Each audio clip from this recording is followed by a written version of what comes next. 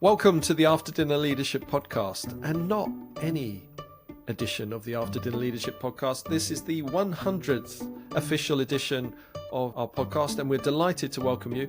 Thank you for being with us. Whether you've been with us from day one or whether you've just recently joined, you're very welcome. And today, just to have a short episode to reflect on those previous 99 episodes. It's been an absolute delight to welcome our guests, and today I want to give a little bit of an insight where this began and just some of the things that I'm reflecting on, having spoken to the best part of 80 different guests over that time. Now let's go right back to where it began. 2020, if you remember this was the heart of COVID, and my brother and I had decided to host a radio show, in air quotes, a radio show for our family every Friday night. We called it Radio Lockdown, and I was the host over Zoom, and my brother was the DJ, and we decided to do this show for our family. Now, regularly, my mum, bless her, would say to me, "Simon, you ought to be on the radio." Now, of course, that was a lovely thing for my mum to say, but it was her that was the inspiration to say, maybe not radio, but I think there would be some merits in doing a podcast. And the idea was born. And perhaps a little bit counter to my normal approach, where I might plan it out so it's going to be really perfect, we decided we'd launch into it in fairly primitive ways and just get started. And there it was born, October 21st, 2020, our first episode. Actually was with my brother, who was my sidekick DJ on the Radio Lockdown, who is also a great and business leader that I admire and that I've had the privilege to work with as one of my clients for several years. So that's where it all started. And part of the aspiration for this was to focus the conversations to benefit an aspiring leader, to help an aspiring leader, i.e. someone who's maybe at university or just come out of uni, or maybe hasn't gone to university at all. They're in their first job and they're looking ahead at their career and trying to help them to see that leadership is something that they can do today, not just to wait for when they're given a position, a title, and to help them to think about the qualities and behaviors and results that they are trying to achieve now rather than sometime in the aspirational future. So what I'd like to do is to talk a little bit about the lessons learned that have come from this. And the second is to talk to the aspiring leaders for a few minutes. And then lastly, think about some of the personal impact this has had on me. So first thing, let's take a look at the lessons learned. So the question that I ask in each episode, those that are with us, you will know this, is what 3 leadership lessons do you wish you'd learned earlier? And I hope that every episode is an opportunity for you to hear and to listen what these leaders have to say, but also that it provokes in you the same question. And I'm going to ask that to you now. What 3 leadership lessons do you wish you had learned earlier? Think about that. Think about the ups and downs that you've had within your career. Think about the decisions that you've made that have been pivotal to your success or even to a failure. And what were the leadership lessons that you have got from that you are applying today? They're part of who you are. They're part of the fabric of who you are. And I think it's important to celebrate them and try and raise them to the surface so you can think about the leader that you're going to be in the future as well. That looking back in the rearview mirror can help you to plan your journey in the future as well.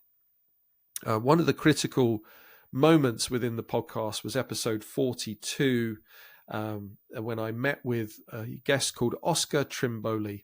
And I mentioned this probably quite a few times throughout the episodes. But Oscar is an expert on listening, and he's written a brilliant book called How to Listen.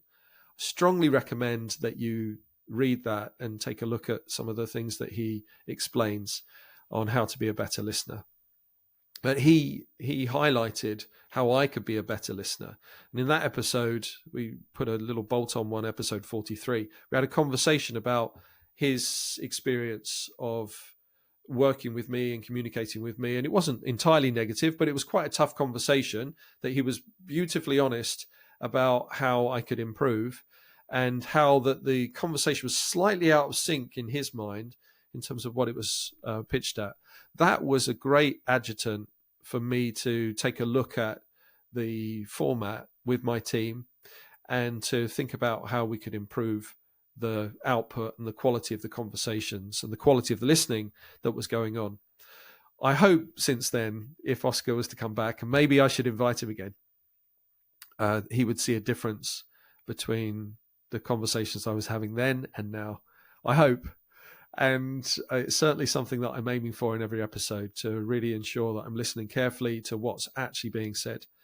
And interestingly, this word listening has featured more than any other in the lessons that the guests had wished that they'd learned earlier. In some shape or form, most guests have said they wish they had listened better, listened more deeply to their people, to others around them earlier in their career, have more empathy, and to take on other people's inputs in the decision making that they made as a leader. And so I want to emphasize that again, and I'll come back to this at the end. The power of deep listening is just woven through all of these stories. And I encourage you to think for yourself about the quality of your listening.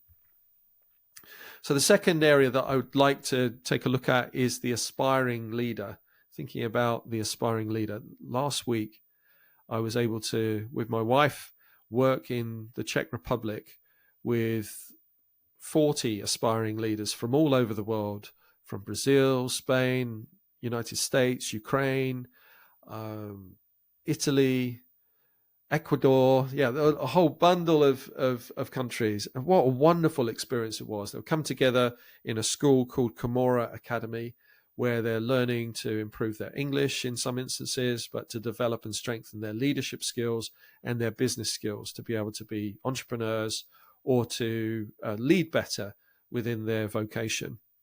And that starts with them looking at their life mission. What's their life's work? And trying to map that out and really thinking about their character and the type of routines and habits that are going to help them to be really successful in their lives. It's a really inspiring place. And to be with them for a few days as a mentor couple, we did it before 2 years ago, and this was a really powerful experience again, to learn from them as much as we may have been helping them as mentors. And I see that whenever I meet with someone in that 18 to 30 age group, this aspiration to be better, this desire to make a difference in the world for good is really high. And I can't say enough how much I enjoy being with that age group and learning from that age group.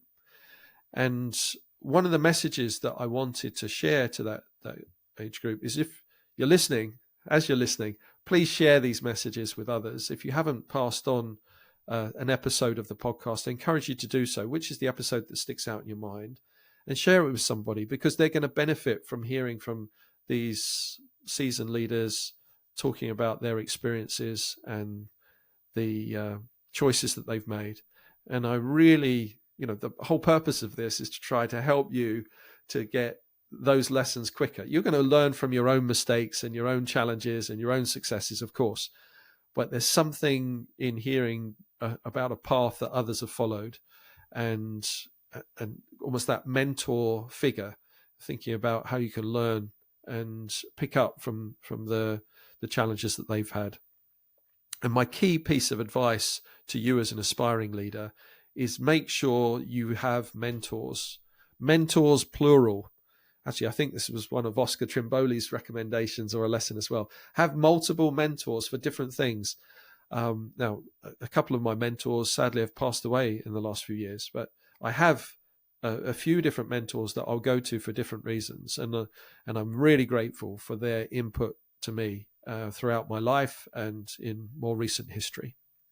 So search out mentors that you need, that are going to help you to map out your path more successfully, for you to use as a sounding board for decisions that you're trying to make. Mentorship is a really powerful thing, and it doesn't have to be overly formal. Like, they may not even know that they are your mentor, but you call them, or you meet up with them for a drink or a meal, or just a quick chat over Zoom, and you get to learn from them and pick up their advice. So seek out a mentor. Make sure you have multiple mentors.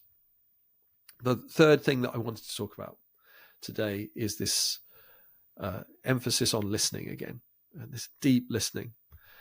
This is something that I'm becoming more and more attentive to and trying to get better at. And I say trying because I have successes and challenges. Let me talk about a challenge that I had recently. I was working with a group of leaders and together, but also on a one-to-one basis.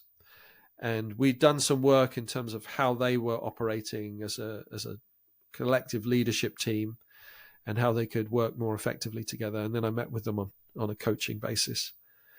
And I remember in this one conversation, this one leader was saying, look, I just come here for advice. I'm not here to be coached. I said, well, I've been asked to coach you, and I'm not here to give you advice. And it's interesting. We went round versions of that for multiple minutes in a very polite, professional way, where she was saying, I need advice. And I was saying, I'm not going to give you advice. And it was a great example of me of not properly listening. I heard what she was saying with the words, and I knew the best thing for her was to actually explore these ideas herself. But I got trapped in this kind of, this is what I want, this is not what you're going to get, for way too long in that conversation. And on reflection, I should have changed gears a little bit more, just to raise to that higher purpose. What do you think we're here for? What is it that you want to get from the time that we have together?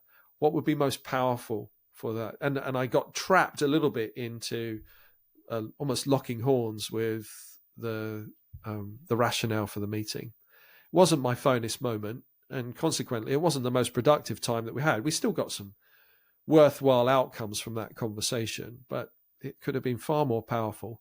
The other two conversations I had that afternoon were electric, but in that one, I just missed the opportunity to truly listen to what was being said, rather than, and what was being felt, rather than what would be most valuable.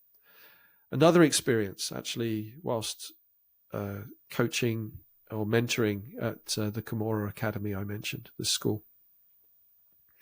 This one person came and was talking about their goals for the future, their plans for the year, and it was inspiring. She had a really clear sense of where she wanted to get to and what she wanted to do, and from quite challenging circumstances. But there was something in everything she was talking about, even though she was talking about positive future and what she wanted to do, what I sensed in that moment was pain. And I couldn't quite reconcile it, but she was talking about these really positive things, and yet I was feeling and sensing that this was really painful for her. And she wasn't talking about pain, quite the opposite.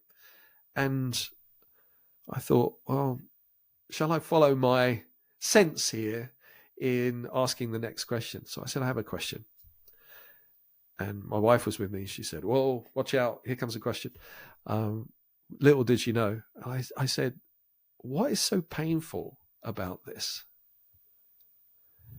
And it shook this lady, and she was quite taken aback. And I said, well, what do you mean? I said, all I'm sensing, or a lot of what I'm sensing, is there's pain.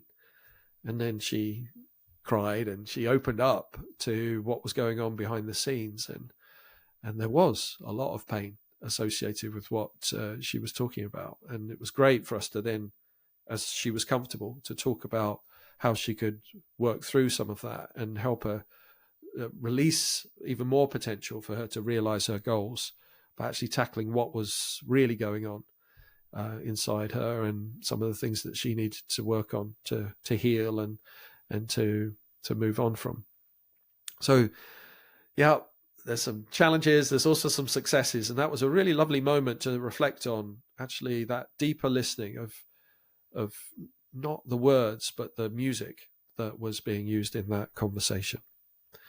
So I really am an advocate of great listening, and I see it as a real distinguishing factor of leaders today, that ability to be able to really tune in to what's going on within the team, within the business, within your client base, whoever your stakeholders are, to really tune in to what's going on. Maybe not to the same sense that I just described with the pain piece, but to really pick up on the cues and to explore words that people are using can make a massive difference to the quality of the communication that you have.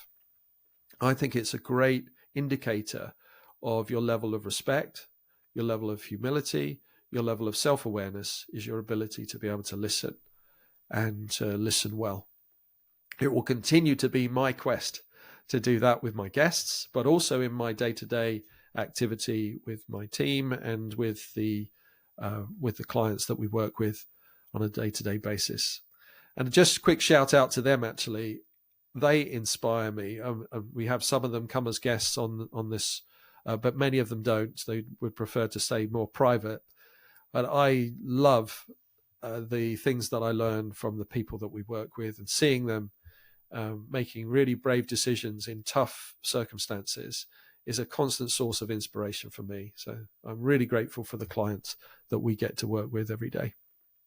The other thing that I want to just shout out for the team, and particularly I want to express my thanks to Ryan, who acts behind the scenes on the podcast to produce the episodes, to get all the guests arranged, and to put out the stuff that we post on social media. So thank you, Ryan, for all of your hard work in making that happen. And thank you to you for listening and for supporting these conversations. If you are not there, I'm going to have these conversations anyway. I love to find out more about how leaders think and the reflections they have about how they've led in the past and what their goals are for the future. And I will continue to have these conversations regardless if one person's listening or a million people are listening. So I am really grateful that you show up and you tune in and you take a listen to these conversations. And I would appreciate if you have any suggestions for guests, anybody that you think should come on, please let me know so that we can invite them and see if they'd like to join us around the after dinner leadership table. So that's my reflections of the 100 episodes or the 99 episodes that have come before this one. And I'm looking forward to the next 100. I'm really looking forward to the things that I will learn and that we can share that will help leaders to be more effective in the future. Thanks again, and enjoy the future episodes. Thank you for joining us at the After Dinner Leadership Table, and trust that you've got good value from listening to this episode. Thanks for being here. One question for you. The question is, so what? What will you do with what you've just heard? And here's a few suggestions. Number 1, lead with more purpose. 2, mentor with patience. 3, share with pride. You think of anyone who you know that would benefit from listening to what you've just heard, that would help them to be a better leader today or in the future. Please share, like, subscribe. It helps other people to consume the content. And we wish you all the very best of success. And please listen again to another After Dinner Leadership conversation.